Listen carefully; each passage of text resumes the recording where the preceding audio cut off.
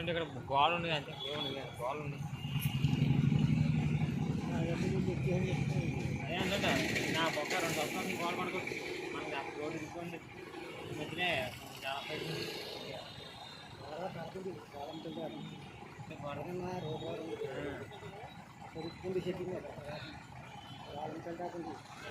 మారిపోయింది. ఏమి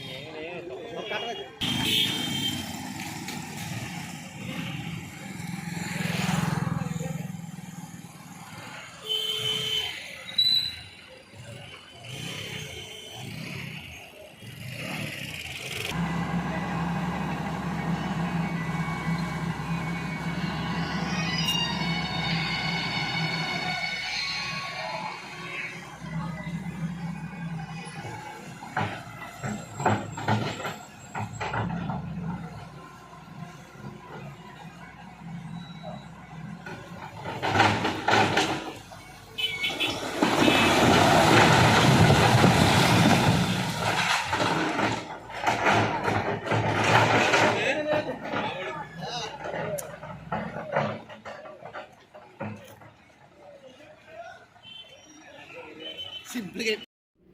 నమస్కారం అండి. నా పేరు మేకా వీరబాబు. కాకినాడ జిల్లా జగ్గంపేట గుర్రపాలెం రోడ్డులో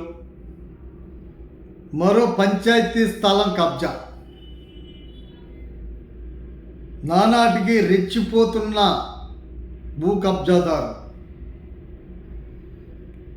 గుర్రపాలెం రింగ్ రోడ్డుని ఆనుకుని ఉన్నటువంటి పంచాయతీ వాటర్ ట్యాంకును ఇటీవల కాలంలో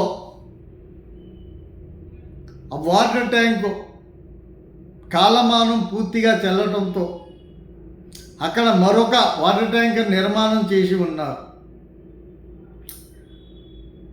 కాలమానం చెల్లినటువంటి వాటర్ ట్యాంకును కూల్చివేసి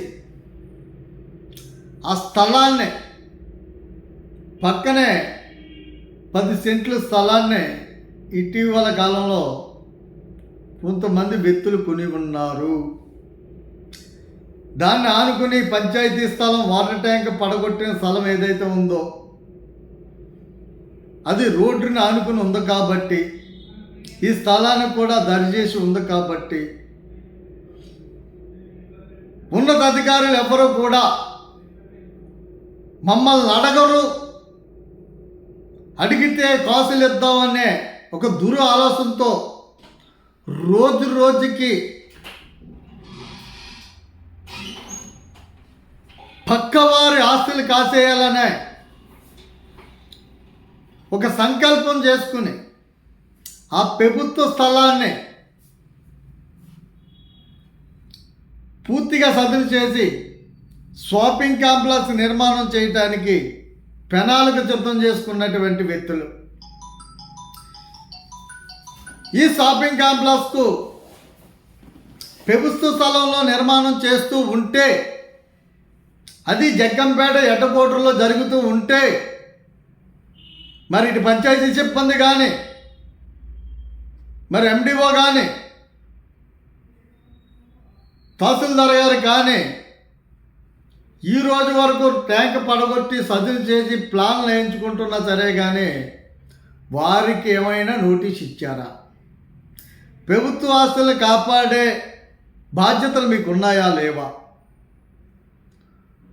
వారేమో మేము ప్రభుత్వ అధికారులు ఎవరు మా దగ్గరికి రారు, మేమందరికీ ముడుపులు ఇచ్చామని చెప్పేసి బహిరంగంగానే చెబుతున్నారు.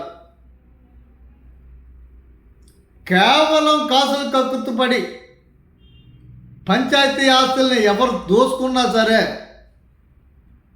మీరు పట్టి పట్టినట్టు వ్యవహరిస్తున్నటువంటి అధికారులకు హెచ్చరిక. ఇటువంటి స్థల కబ్జా చేసే కబ్జాదారుల నుంచి ప్రభుత్వాస్తులు కాపాడాలని, ఈ షాపింగ్ కాంప్లెక్స్ పర్మిషన్ కంటూ వెళ్తే మరి ఏ ఇంజనీర్ గారైనా సరే, లైసెన్స్ వాళ్ళ ఇంజనీర్ గారు వాటర్ ట్యాంక్ ఉన్న ప్రాంతంలో చుట్టుపక్కల 20 మీటర్లు ఎటువంటి కట్టడాలు కట్టకూడదని రూల్స్ ఉన్నాయి. కాబట్టి మీరు ఎవరైనా సరే దీనికి ప్యాన్ వేసినట్టు వారికి మేము గూడాలో అబ్జెక్షన్ పెట్టడం కూడా జరుగుతుంది. దీనిపై కలెక్టర్ గారికి, ఆర్డీఓకి, ఉన్నతాధికారులందరికీ కూడా సర్వే నెంబర్తో సహా ట్యాంకు కూల్చినటువంటి పూర్తి ఆధారాలు ఈ వీడియోలో చూపిస్తున్నాం.